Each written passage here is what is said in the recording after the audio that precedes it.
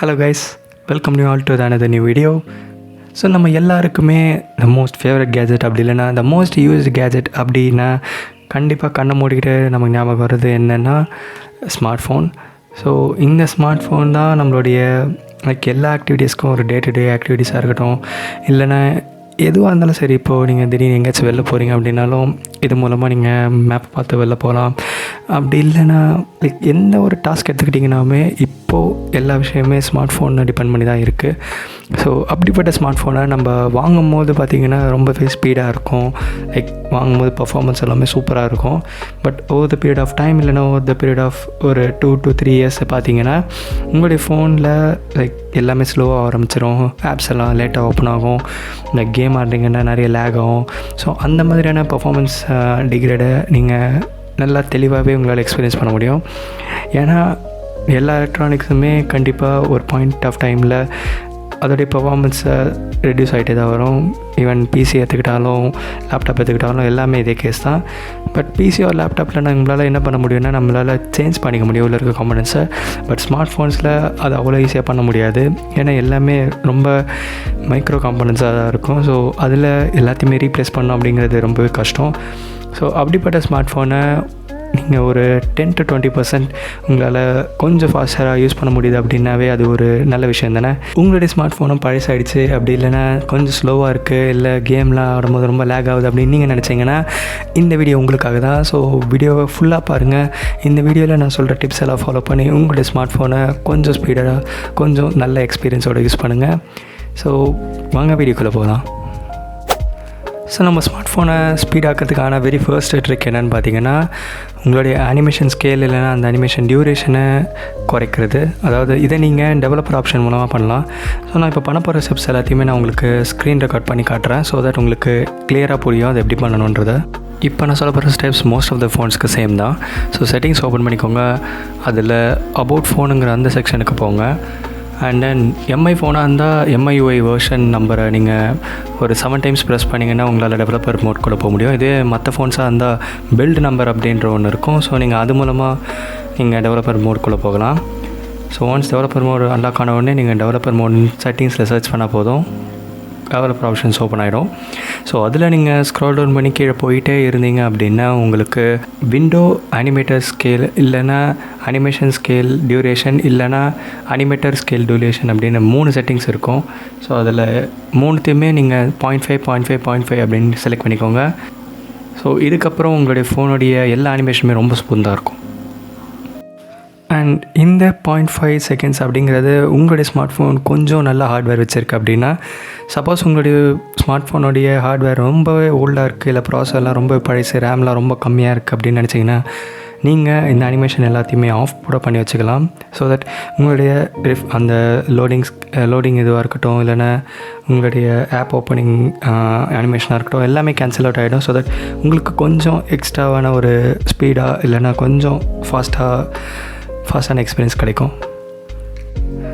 நம்மளுடைய செகண்ட் டிப்புமே இதே மாதிரி டெவலப்பர் ஆப்ஷனில் போய் பண்ண வேண்டியது தான். ஸோ அது எப்படிங்கிறத இப்போ நான் காட்டுறேன். ஸோ சேம் திங் தான். செட்டிங்ஸ்குள்ளே போயிட்டு டெவலப்பர் ஆப்ஷன்ஸ்குள்ளே போங்க. அண்ட் தென் டெவலப்பர் ஆப்ஷன்ஸில் நீங்கள் கிளிக் பண்ணிங்க அப்படின்னா கீழே ஸ்க்ரால் டவுன் பண்ணுங்கள். நீங்கள் எனக்கு தெரிஞ்சு டு த பாட்டம் எண்ட் வரைக்கும் வர வேண்டியது இருக்கும். ஸோ கீழே ஸ்க்ரால் டவுன் பண்ணிங்கன்னா உங்களுக்கு பேக்ரவுண்ட் ப்ராசஸ் லிமிட் அப்படின்ற ஒரு ஆப்ஷன் இருக்கும். அதில் நீங்கள் போய்ட்டு மேக்ஸிமம் ஒரு அட்லீஸ்ட் 1 ஆப்ஷன் அந்த மாதிரி கொடுத்துக்கோங்க. இந்த மாதிரி ஆப்ஷன் கொடுக்கறது மூலமாக வெறும் ஒரே ஒரு ஆப் தான் உங்களுக்கு பேக்ரவுண்டில் ரன் ஆகும். தேர்ட் ட்ரிக் உண்மையிலே நிறைய பேருக்கு தெரிஞ்ச ஒரு ட்ரிக் தான், பட் நிறைய பேர் பண்ண மாட்டாங்க. என்னென்னு பார்த்தீங்கன்னா அன்யூஸ்டு ஆப்ஸை அன்இன்ஸ்டால் பண்ணுறது. இப்போது ஃபார் எக்ஸாம்பிள் எனக்குன்னு எடுத்துக்கிட்டிங்கன்னா அன்யூஸ்டு ஆப்ஸ்ன்னு சொல்கிறத விட ஒரு ஃப்ரீக்வன்சி கம்மியாக யூஸ் பண்ணுற ஆப்ஸ் எல்லாத்தையுமே நீங்கள் அன்இன்ஸ்டால் பண்ணிக்கலாம். உங்களுக்கு டெய்லி பேசிஸில் யூஸ் ஆகிற ஆப்ஸ் மட்டும் வச்சுக்கிட்டு மிச்ச எல்லா ஆப்ஸையும் நீங்கள் டெலீட் பண்ணிக்கலாம். தேவைப்படும் போது யூஸ் பண்ணிக்கலாம், அதாவது இன்ஸ்டால் பண்ணி யூஸ் பண்ணிக்கலாம்.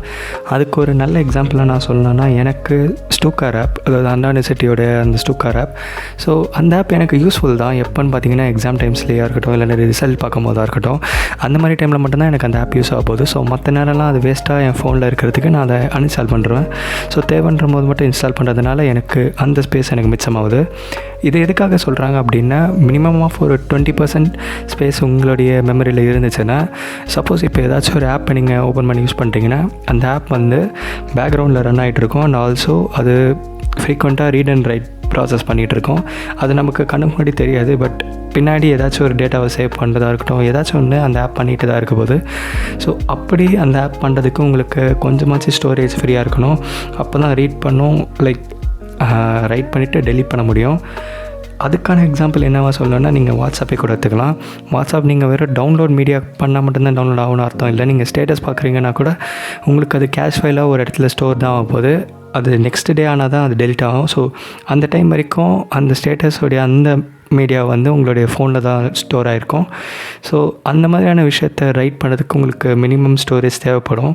ஸோ அந்த மாதிரி ஃப்ரீ ஸ்பேஸ் இருந்துச்சுன்னா எல்லா ஆப்ஸுமே கொஞ்சம் ஃபாஸ்ட்டாக இருக்கும். ஃபோர்த் ட்ரிக் என்னன்னு பார்த்தீங்கன்னா, நீங்கள் எல்லா ஆப்ஸ்க்கும் லைட் வெர்ஷன் ஆஃப் த ஆப்ஸை யூஸ் பண்ணலாம். சப்போஸ் இப்போ நீங்கள் இன்ஸ்டாகிராம் யூஸ் பண்ணுறீங்க அப்படின்னா இன்ஸ்டாகிராம் லைட் யூஸ் பண்ணலாம். ஏன் அப்படின்னா இன்ஸ்டாகிராம் லைட் ஒரு ஸ்டோரேஜ் ஸ்பேஸை கம்மியாக பிடிக்கும். அண்ட் ஆல்சோ டேட்டாவுமே ரொம்ப கம்மியாக தான் கன்சியூம் பண்ணும். ஸோ நீங்கள் ஸ்டோரேஜையும் சேவ் பண்ண மாதிரி இருக்கும், ப்ளஸ் உங்களுடைய டேட்டாவையும் நீங்கள் சேவ் பண்ண மாதிரி இருக்கும். அதாவது உங்களோட இன்டர்நெட்டையும் நீங்கள் சேவ் பண்ண மாதிரி இருக்கும்.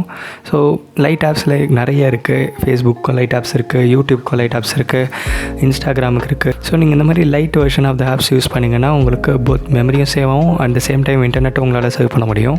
ஆல்சோ இந்த லைட் ஆப்ஸ் எல்லாமே வந்து பவர் டிமாண்டிங்காக இருக்காது. அண்ட் ஆல்சோ உங்களுடைய CPU அதிகமாக யூஸ் பண்ணாது. ஸோ தட் உங்கள் ஃபோனுக்கு இந்த லைட் ஆப்ஸை லோட் பண்ணதுக்கும் இந்த லைட் ஆப் ப்ராசஸ் பண்ணுறதுக்கோ ரொம்ப டைம் எடுக்காது. அதை ரொம்ப கஷ்டப்படாது, ரொம்ப ஈஸியாக லோட் பண்ணி கொடுத்துரும். ஸோ உங்களுடைய ஃபோனும் கொஞ்சம் ஃபாஸ்டராக இருக்க மாதிரி உங்களுக்கு ஃபீல் ஆகும். ஸோ நம்ம ஃபைனல் ட்ரிக்கை பார்க்கறதுக்கு முன்னாடி நம்ம சேனலுக்கு இன்னும் யாரெல்லாம் சப்ஸ்கிரைப் பண்ண பார்த்துருக்கீங்களோ மறக்காமல் சப்ஸ்கிரைப் பண்ணிக்கோங்க. கூடவே பெல் ஐக்கானும் ஆல்ல போட்டுக்கோங்க. அப்போ தான் நான் வீடியோ போட்ட உடனே உங்களுக்கு நோட்டிஃபிகேஷனாக வரும். ஸோ வாங்க ஃபைனல் ட்ரிக் என்னென்னு பார்க்கலாம். ஸோ ஃபிஃப்த் ட்ரிக் என்ன அப்படின்னு பார்த்தீங்கன்னா, இதை ஒரு மித்துனே சொல்லலாம். அதாவது நிறைய பேர் சொல்லியிருப்பாங்க, இப்போ நீங்கள் ரீசெண்ட் ஆப்ஸ் க்ளோஸ் பண்ணுறீங்க அப்படின்னா உங்களுடைய ஃபோனோடைய ஸ்பீடு இன்க்ரீஸ் ஆகும் அப்படின்னு.